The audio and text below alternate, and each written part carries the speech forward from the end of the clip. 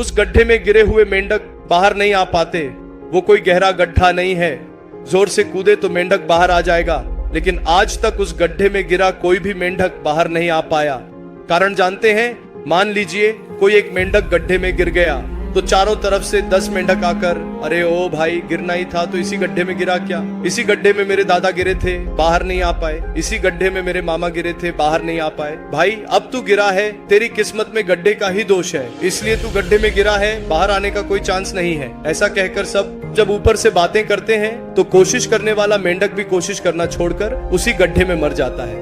अंदर गिरा हुआ मेंढक कूदने लगता है। क्यों कूद रहा है? तू कितना भी कूदे बाहर नहीं आ सकता। ऐसा कहकर जब सब मिलकर कहते हैं कि तुझसे नहीं होगा, तुझसे नहीं होगा, तो अंदर गिरा हुआ मेंढक और ज्यादा कोशिश करने लगता है। ये चारों तरफ के मेंढक मिलकर जो कह रहे हैं सुनाई नहीं दे रहा क्या? ऊपर आना मुमकिन नहीं है, बड़े बड़े मेंढक मर गए, तू कैसे ऊपर आएगा? ऐसा कहने पर वो एक ही बार में कूद कर बाहर आ गया।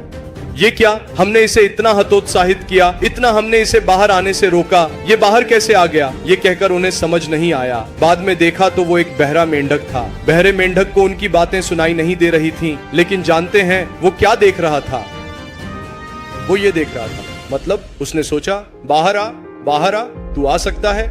ऐसा कहकर सब मिलकर मुझे बुला रहे हैं। जब वो सब मिलकर मुझे इतना बुला रहे हैं तो मैं बाहर आए बिना कैसे रह सकता हूँ? ये सोचकर बस यही बात है। उसने कूदने की कोशिश की, छलांग लगाने की कोशिश की और आखिर में बाहर आ गया।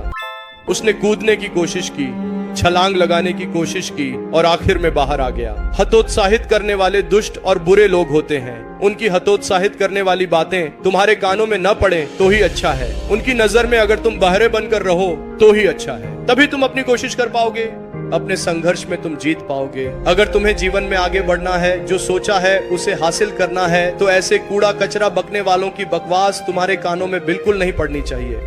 इस रील को लाइक करो और इसे कई लोगों के साथ शेयर करो।